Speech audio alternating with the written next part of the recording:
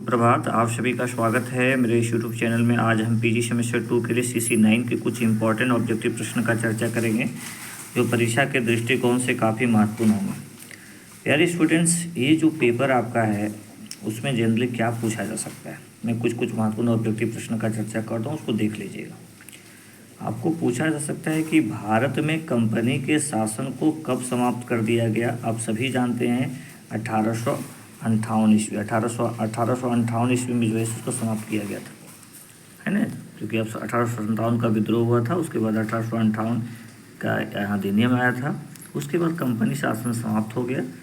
और आप सभी जानते हैं कि वायसराय जो नामक पद था उसका सृजन कर दिया गया था। भारत सचिव नामक एक पद का व्यवस्था हुआ था, है ना। और तो इस तरह के प्रश्न पूछे जा सकते हैं। एक नमूना मैंने बताया, इसी प्रकार से आपको पूछा जा सकता है कि भारत का प्रथम गवर्नर जनरल कौन था। लॉर्ड विलियम बेंटिंग थे। भारत के प्रथम वायसराय कौन थे, लॉर्ड कैनिंग थे। बहुत इंपॉर्टेंट है, इस प्रकार के प्रश्न पूछे जा सकते हैं। आपको पूछा जा सकता है कि कौन से रेगुलेटिंग एक्ट में शिक्षा के लिए 1 लाख रुपये की व्यवस्था किया गया था। तो 1813 ईस्वी का जो आया था रेगुलेटिंग, उसके अनुसार से। आपको पूछा जा सकता है कि रेगुलेटिंग एक्ट कब लाया गया था, तो 1773 ईस्वी। ठीक है, चलिए कुछ इंपॉर्टेंट प्रश्न है जिसको आप लोग देख लीजिएगा। आपको पूछा जा सकता है कि भारत में सिविल सेवा का विकास किसके द्वारा शुरू किया गया। तो भारत में सिविल सेवा के विकास जो है लॉर्ड कॉर्नवालिस के द्वारा किया गया। ठीक है, चलिए ब्रिटिश साम्राज्य का इस्पाती चौकठा किसे कहा था। इस्पाती चौकठा जो है सो सिविल सर्विसेज को कहा जाता है। ठीक है, बहुत इंपॉर्टेंट है। इस प्रकार से प्रश्न आपको पूछे जा सकते हैं। आपको पूछे जा सकते हैं कि भारत में अस्थाई बंदोबस्त को किसने लागू किया। तो लॉर्ड कॉर्नवालिस ने लागू किया गया। आपको पूछा जा सकता है द इकोनॉमिक्स ऑफ हिस्ट्री के लेखक कौन है। रमेश चंद्र दत्त हैं। आपको मालूम होना चाहिए कि दादा भाई नौरोजी, रमेश चंद्र दत्त ऐसे व्यक्ति थे, विद्वान व्यक्ति थे जो इकोनॉमी बहुत जानते थे, अर्थव्यवस्था की जानकारी काफ़ी ज़्यादा था। और उन्होंने लेखा जोखा प्रस्तुत किया कि किस प्रकार से अंग्रेज़ जो है सो यहाँ के धन को मतलब लंदन ले जा रहे हैं, किस प्रकार से वो शोषण कर रहे हैं, उसका पॉलिसी शोषणकारी पॉलिसी है। ठीक है, तो इस तरह से चीज़ों को, जिसको ट्रेजर एंड वेल्थ जिसको बोलते हैं, धन का बहिर्गमन सिद्धांत जिसको बोलते हैं, वो दिए थे दादा भाई नौरोजी। बहुत ही विद्वान व्यक्ति थे। तो इस चीज़ों को थोड़ा सा आप लोग थोड़ा सा ध्यान रखिएगा। आपको पूछा जा सकता है कि प्रथम कारखाना अधिनियम कब आया। तो 1881 ईस्वी में प्रथम कारखाना अधिनियम आया था। बहुत इम्पोर्टेंट है एकदम, इसको थोड़ा सा एकदम अच्छे से एकदम पढ़ लीजिएगा। ठीक है, काफ़ी ज़्यादा इम्पोर्टेंट है। और क्या आपको पूछा सकता है, आपको पूछा जा सकता है कि कॉमनवेल्थ नामक पत्रिका किसकी थी। तो ये एनी बेसेंट जी का था। आपको पूछा जा सकता है कि भारतीय राष्ट्रीय कांग्रेस के प्रथम महिला अध्यक्ष कौन थी। तो एनी बेसेंट थी। आपको पूछा जा सकता है कि होम रूल आंदोलन किसने चलाया। एनी बेसेंट ने चलाया। उसका मुख्यालय कहाँ था, मद्रास, अडयार। और एक और व्यक्ति थे बाल गंगाधर तिलक, जिनका मुख्यालय पूना था। ठीक है, तो ये सब चीज़ों को थोड़ा सा आप पढ़ लीजिएगा, आपका सिलेबस का पार्ट है, थोड़ा सा देख लीजिएगा। आपको पूछा जा सकता है कि भारतीय राष्ट्रीय कांग्रेस के प्रथम अध्यक्ष कौन थे, है उमेश चंद्र बनर्जी, है ना। तो ये सब थोड़ा सा देख लीजिएगा, बहुत ही काम देगा। बेसिक चीज़ पूछेगा, बहुत टफ नहीं पूछेगा, बहुत बेसिक चीज़ जो है, जो चीज़ें जानकारी रहनी चाहिए आप सभी को, वही पूछेगा। क्योंकि ये जो है सो आपका जो उसकी पॉलिसी है उससे रिलेटेड जो है सो आपको क्वेश्चन पूछा जाएगा। देखिए लिखा हुआ है इसमें, आपको मैं इस तरह से, तो ये यूपीएससी लेवल का क्वेश्चन है, मैं जिसका आप देख रहा हूँ आपको पीडीएफ। लेकिन फिर भी आपको जो पूछा जा सकता है उसका हम अभी थोड़ा सा देख रहे हैं किस प्रकार से आपको और भी प्रश्न जो है सो पूछा जा सकता है। देखिए लिखा हुआ है ना, भारतीय धन बहिर्गमन के संदर्भ में निम्नलिखित कथनों पर विचार करें। तो धन बहिर्गमन का जो सिद्धांत है ये दादा भाई नौरोजी दिए थे, बहुत इंपॉर्टेंट है। ठीक है, धन बहिर्गमन का सिद्धांत दादा भाई नौरोजी के द्वारा जो है सो दिया गया था। देखिए 1858 से 1947 के मध्य कृषि के पिछड़ापन के लिए निम्नलिखित में से कौन से कारण जिम्मेदार थे। तो इसमें सब जिम्मेदार छोटी छोटी जो होते हैं, राजस्व वसूल के नई लिए अपनाई गई व्यवस्था, किसानों पर कर्ज का बोझ और अकाल, ये सब इम्पोर्टेंट है, थोड़ा सा देख लीजिएगा, ठीक है। इस तरह से स्टेटमेंट में भी आपको प्रश्न जो है सो पूछा जा सकता है। देखिए, पहली रेलवे लाइन 1853 ईस्वी में बम्बई और थाना के बीच बनी थी। अगले साल कलकत्ता के रेल मार्गों पश्चिम क्षेत्र में। तो इस सिंपल समझ लीजिए, भारत में पहली रेल मार्ग 1853 ईस्वी में। ये भी जो है सो अंग्रेज जो है सो अपनी भलाई के लिए जो है सो इस चीज़ को लाया था। तो इसको भी थोड़ा सा माइंड में आप बैठा लीजिएगा, बहुत बहुत इम्पोर्टेंट है। देखिए, 1860 ईस्वी में बजट की व्यवस्था शुरू की गई थी और प्रत्येक स्रोत में होने वाले महत्व का ब्यौरा तैयार किया। बहुत इंपॉर्टेंट है कि 1800 कौन सी ईस्वी में बजट की व्यवस्था शुरू किया गया था, तो 1860 ईस्वी में, ठीक है। चलिए, तो ये बहुत बहुत इम्पोर्टेंट है, इसको थोड़ा सा देख लेने का प्रयास कीजिएगा। ठीक, मुझे नहीं लगता है इससे ज़्यादा कुछ बाहर आएगा। उससे आपको संविधान भी आपका सिलेबस में है, तो संविधान से भी प्रश्न पूछे जाएगा कि भारतीय संविधान सभा का गठन किस मिशन के अनुशंसा पर हुआ, तो कैबिनेट मिशन के अनुशंसा पर हुआ।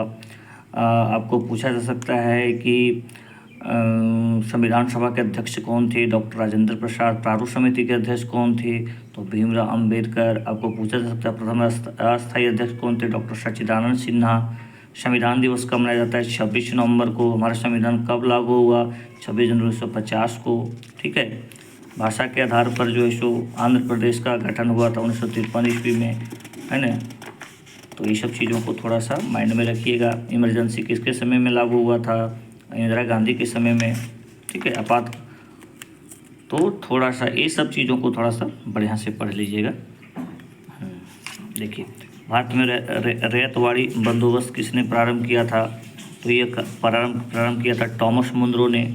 एक्चुअली जो रैयतवाड़ी बंदोबस्त है वो मद्रास वाले क्षेत्र में लागू किया गया था, ठीक है, तो ध्यान रखिएगा। भारत में नागरिक सेवा का जन्मदाता किसे माना जाता है, देखिए लिखा हुआ लॉर्ड कॉर्नवालिस, ठीक है। लॉर्ड वेलेस्ली ने 1800 ईस्वी में कलकत्ता में फोर्ट विलियम कॉलेज की स्थापना की। बहुत इंपॉर्टेंट है, आपको पूछा जा सकता है कि फोर्ट विलियम कॉलेज की स्थापना कब हुई, 1800 ईस्वी में, ठीक है। चलिए, बहुत सुंदर है। देखिए, आपको पूछा जा सकता है कि भारत में सर्वप्रथम हाई कोर्ट की स्थापना किन जगहों पर की गई थी, तो इसका उत्तर क्या होगा बताइए।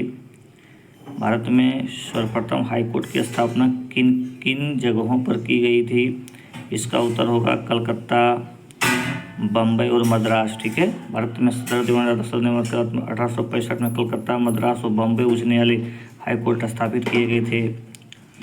भारत में दीवानी और फौजदारी कचहरियों को श्रेणीबद्ध संगठन के जरिए न्याय प्रदान करने की नई व्यवस्था आरंभ किया था किसने, वारेन हेस्टिंग्स ने। देखिए, भारत में पुलिस व्यवस्था का सृजन कॉर्नवालिस के द्वारा किया गया था। बिल्कुल सही है, भारत में पुलिस व्यवस्था का सृजन जो है सो कॉर्नवालिस के द्वारा किया गया था। देख रहे हैं, तो ये सब चीज़ों को एकदम थोड़ा सा देख लीजिएगा। इस तरह के एग्ज़ाम आपको पूछे जाएंगे एग्ज़ाम में। इसी प्रकार से देखिए, भारत सरकार ने 1833 के किसकी अध्यक्षता में भारतीय कानूनों को संहिताबद्ध करने के लिए विधि आयोग का गठन किया था, तो ये मेकाले के नेतृत्व में जैसे विधि आयोग का गठन किया गया था। बहुत बहुत इंपॉर्टेंट, इस तरह के प्रश्न नेट में भी आपको पूछा जा सकता है और एग्ज़ाम में तो पूछे ही जाएंगे, ठीक है। चलिए, देखिए, ब्रिटिश काल में किस एक्ट में विद्वान भारतीयों को बढ़ावा देने तथा देश में आधुनिक विज्ञानों को ज्ञान को प्रोत्साहित करने के सिद्धांत को शामिल किया गया था। 1813 के चार्टर एक्ट, मैंने आपको बताया था कि 1 लाख रुपये की व्यवस्था की गई थी, ठीक है। स्वतंत्रता से पूर्व ब्रिटिश सरकार द्वारा आधुनिक शिक्षा के प्रसार का मुख्य उद्देश्य था, क्या उद्देश्य था, प्रशासनिक खर्च को कम करने के लिए, भारत में ब्रिटिश वस्तुओं के बाजार में विस्तार करने के लिए। बिल्कुल सही है। औपनिवेशिक काल में अधोगामी निस्सृजन सिद्धांत, फिल्ट्रेशन थ्योरी का संबंध किससे है, तो शिक्षा से है, ठीक है। चलिए, ये बहुत ज़्यादा इम्पोर्टेंट नहीं है, लेकिन अभी जो मैंने आपको इकोनॉमी से रिलेटेड जो मैंने बताया वो काफ़ी ज़्यादा इम्पोर्टेंट है, थोड़ा सा देख लीजिएगा। एक स्टूडेंट्स पूछे थे कि 1757 से लेकर के 1857 के बीच अंग्रेज की जो आर्थिक पॉलिसी था उसमें सब आ जाएगा आपका, स्थायी बंदोबस्त, रैयतवाड़ी बंदोबस्त, ठीक है, मालवाड़ी बंदोबस्त, ठीक है। यानी वो शोषण करते थे, यहाँ से कच्चे माल को ले जाते थे, तैयार माल को यहाँ पर बेचते थे, ठीक है। हमारी कुटीर उद्योग को ध्वस्त कर दिया, यहाँ पर वो मतलब क्या बोलते हैं कि जैसे कमर्शलाइजेशन ऑफ एग्रीकल्चर जिसको बोलते हैं, वाणिज्यीकरण कर दिए। जो हमारे यहाँ फसल खेती के लिए होता था खाने के लिए, उसको वाणिज्यिक दृष्टिकोण से उपजाने पर जोर, जूट की खेती पर जोर दिए, नील की खेती पर जोर दिए, गन्ने की खेती पर जोर दिए, चाय की खेती पर जोर दिए, ताकि उनसे ज़्यादा उनको कीमत, ज़्यादा उनको धन की प्राप्ति होती, ज़्यादा लाभ होता था। लेकिन हमारे यहाँ का जो कुटीर उद्योग था वो समाप्त हो गया। सबसे बड़ा आर्थिक नुकसान यही हुआ। हमारे यहाँ के जो आर्थिक आधार था कुटीर उद्योग, उसको अंग्रेजों ने ध्वस्त करने का काम किया। देखिए 1857 में भारत का गवर्नर जनरल कौन था?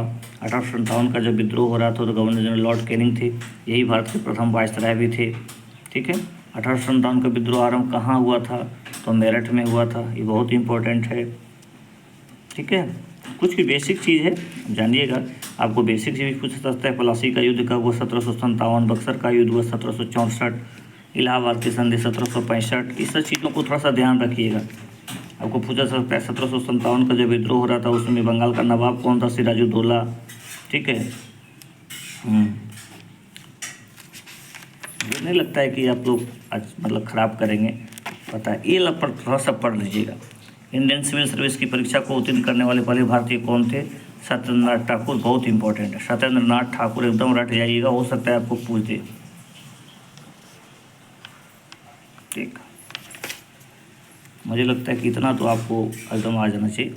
देखिए अभी मैंने बताया था भारत में श्रम सुधार संबंधी पहला कानून इंडियन फैक्ट्री एक्ट 1881 बनाई, मुख्यतः संबंधित था किससे? बाल श्रम सुधार से। बाल श्रम सुधार से था। 19वीं सदी में ब्रिटिश सरकार द्वारा अपनाए गए श्रम सुधारों का प्रमुख कारण क्या था? ब्रिटिश उद्योगपतियों का दबाव। ठीक है, चलिए ये हो गया। इससे जो है सो कोई भी प्रश्न पूछेगा तो आप एकदम जवाब दीजिएगा। देखिए ये लफ्ज़ देख लीजिए। ब्रिटिशों द्वारा भारत में एक तरफा मुक्त व्यापार की नीति को कब लागू किया गया था?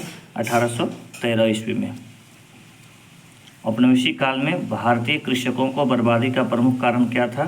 सभी उच्च भू राजस्व, नई कानून प्रणाली, तो नई कानून राजस्व नीति, कृषि का वाणिज्यीकरण जो भी मैंने आपको बताया था। अब औद्योगिकरण, मतलब कृषि का वाणिज्यीकरण का मतलब होता है वे ऐसे फसल को उपजाने पर जोर देते थे जिससे उसको ज़्यादा लाभ हो। और वो फसल यदि हमारे के किसान उपजाते थे तो उसको क्या होता था? उसकी जो उपजाऊ शक्ति है वो घट जाती थी। ठीक है, ध्यान रखिएगा। देखिए हाँ, बहुत ज़्यादा ये सब चीज़ नहीं है, थोड़ा सा देख लीजिए। दीनबंधु मित्र ने अपना नाटक नील दर्पण किसी वस्तु पर संदर्भ लिखा था? तो नील उत्पादक किसानों के उत्पीड़न को लेकर के। ठीक है, देखिए आर्थिक नीति का सबसे बड़ा प्रभाव क्या हुआ? यहाँ किसानों की जो ज़मीन थी वो जमींदारों के द्वारा छीना जाने लगा। वो जब भूमि विहीन हो गए, है ना, उनकी आर्थिक स्थिति बहुत ख़राब हो गई। और इसी की वजह से जो है सो उन्होंने आंदोलन किया। आपको जितना भी आंदोलन देखने को मिलता है, जनजातीय आंदोलन, किसान आंदोलन, सब जो है सो अंग्रेज़ों की भू राजस्व की पॉलिसी के कारण से हुआ। ठीक है, ये सब चीज़ों को आप एकदम जो है इसको ध्यान रखिएगा। देखिए सेंटेंस है, भारत में नील की खेती का मुख्य रूप से बंगाल और बिहार में की जाती थी। अमेरिका में नील का अत्यधिक उत्पादन था, ब्रिटिश को निर्यात के कारण भारत की खेती को बंद कर दी गई, है ना। तो इसमें क्या है, थोड़ा सा ध्यान, कौन असत्य बोल रहा है? तो असत्य केवल 2 है। ये बहुत अच्छा सत्य है कि भारत में नील की खेती मुख्य रूप से बंगाल और बिहार में की जाती थी। स्पष्ट रूप से आप सभी जानते हैं कि जो गांधी जी चंपारण सत्याग्रह किए थे वो नील से ही संबंधित है ना, 3 कठिया प्रणाली। हाँ, तो ध्यान रखिएगा। देखिए दादा भाई नौरोजी ने ईस्ट इंडिया एसोसिएशन की स्थापना कहाँ की? तो लंदन में किए थे 1866 में। ये बहुत इंपॉर्टेंट है, थोड़ा सा देख लीजिएगा। सेफ्टी वॉल्व का सिद्धांत किससे संबंधित है? भारतीय राष्ट्रीय कांग्रेस की स्थापना से संबंधित है। ठीक है, तो थोड़ा सा इसको भी देख लीजिएगा। मुझे लगता है प्यारे स्टूडेंट इतना कम से कम पढ़ लीजिएगा तो निश्चित रूप से आप अच्छा करेंगे। बहुत बहुत धन्यवाद सभी को। बेस्ट ऑफ लक, अच्छे से एग्ज़ाम लिखिए, सभी लोग अच्छे से पढ़ाई कीजिए और आगे बढ़िए। Thank you.